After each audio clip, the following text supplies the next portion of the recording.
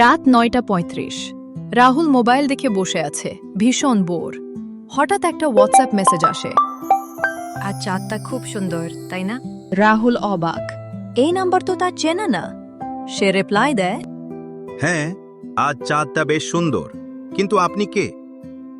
২ minute পর reply, আপনি রাগ করবেন না তো?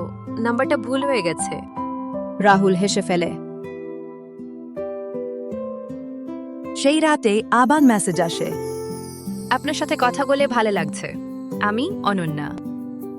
রাহুল নিজের নাম বলে। এরপর থেকে অদ্ভুতভাবে প্রতিদিন রাতেই তাদের কথা হতে থাকে।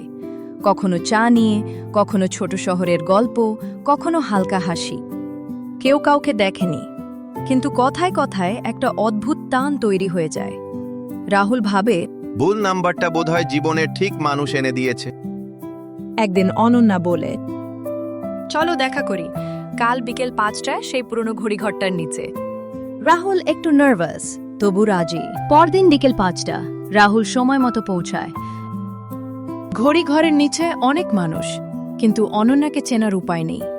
হঠাৎ ফোনে মেসেজ আসে, আপনি কি সাদা শার্ট পরে আছেন? রাহুল অবাক, হ্যাঁ। ঠিক তখনই এক বয়স্ক কাকু সামনে এসে বলেন, বাবা, তুমি কি রাহুল? রাহুল হতভম্ব। আমি অনন্যার বাবা। অনন্যা আমার পাশেই দাঁড়িয়ে আছে। রাহু ঘুরে তাকায়, একটা ছোট্ট মেয়ে, লাজুক হাসি। অনন্যা হেসে বলে, আসলে প্রথমে ভুল নাম্বার নয়, আমি ইচ্ছে করেই ভুল নাম্বার পাঠিয়েছিলাম। মানে? অনন্যা বলে, তুমি যে লাইব্রেরিতে বসে গল্প লেখো, আমি তোমার গল্প পড়ি। রাহুল অবাক। তুমি আমাকে চেনো? অনন্যা মাথা নাড়ে। ভালোবাসা শুরু করার জন্য কখনো কখনো ভুল নাম্বার দরকার হয়। রাহুল হাসে, চাঁদের দিকে তাকায়। এইবার চাঁদটা সত্যিই সুন্দর।